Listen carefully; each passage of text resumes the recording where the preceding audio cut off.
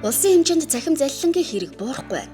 Говьсүмбэр аймгийн хэмжээнд 2024 онд 251 хэрэгт хэрэг бүртгэлтийн ажиллагаа явуулснаас 24.4% нь залилах гэмт хэрэг байсан.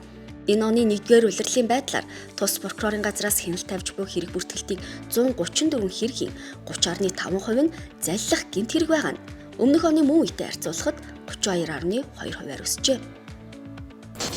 За Говьсүмбэр аймагт зөнхлөн үлдэгдэж байгаа ямар төрлийн гэмт хэрэг байгаа вэ? Ер нь гэмт хэргийн шалтгаан нөхцөл нь юу байгаа вэ? За манай аймгийн хувьд зөнхлөн үлдэгдэж байгаа гэмт хэрэг бол залилан мэхлэг гэмт хэрэг үлдэгдэж байна.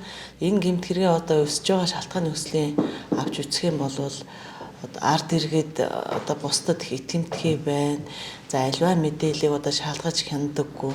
За банкны одоо нэвтрэх нэр нууц үгийг бусдад дамжуулснаар хувь хүнтэй холбоотой болгоомжгүй ийм байдлаас залилах гэмт хэрэг гарах юм шалтгаан нөхцөлийг бас бүрдүүлж өгч байгаа. За ямар байдлаар бол захим залилангийн гэмт хэрэг үлдэгдэн гарч байна гэхэлэр одоо манай Говьсүмбэр аймгийн зарын группүүд одоо маш олон төрлийн зарын группүүд байдаг. За түүн дээр бол одоо ингээд буцаан олголтгүйгээр за зээл олгоно гэдэг юм уу. За хоёрдугаарт телеграмаар ямар нэгэн даалгавар илүүлээ та мөнгө олох боломжтой гэдэг юм. Ийм төрлийн хуурамч аккаунтаас мессеж чат бичиж харилцсны улмаас өөрийн нууц код болон бус үзүүлэлт алдах. За тэгээд даалгавар илүүлэх нэрийдлэр хураамж, дансны хураамж, шин данс нийлгэх хураамж зэрэгээр одоо мөнгө шилжүүлснээр одоо ингээд залилах төрлийн гэмт хэрэг бол одоо хохирогч болж байгаа асуудлууд дийлэнх нь байгаа. Аймаг орон нутгийн онцлогтой холбоотой залилангийн хэрэгүүд ч гарч байна. Тухайлбал Говьсүмбэр аймагт төмөр замын тээвэрлэлттэй холбоотойгоор бусдыг хохирох тохиолдол гардаг байна. Төмөр зам одоо дайран өнгөрдөг юм одоо бол тээвэр логистикийн юм төв бус юм район байгаа. За энэтэй холбогдуулаад одоо нүүрсний тээвэр, за жоншны тээвэр ийм одоо төмөр замаар тээвэрлэх одоо юм овор ихтэй том ачаануудтай холбоотой залилангийн хэрэгүүд бол нэлээд гарч байна. Нүүрс гаргаж өгнө, вагон тавиулж өгнө, за жонш одоо ачиж өгнө, буулгах талбай түрээслүүлнэ гэх мэт байдлаар иргэдийг бас төөрөгдүүлж, за иргэдийн итгэлийг олж авч улмаар одоо хөрөнгө оруулалт хийлгэсний дараа залилах юм хэрэг нэлээд түлхүү гарч байгаа. Ялангуяа бас энэ зоншин дээр гарч байгаа бас нэг онцлог гэвэл энэ зоншны агуулмжтай бас холбоотой байна.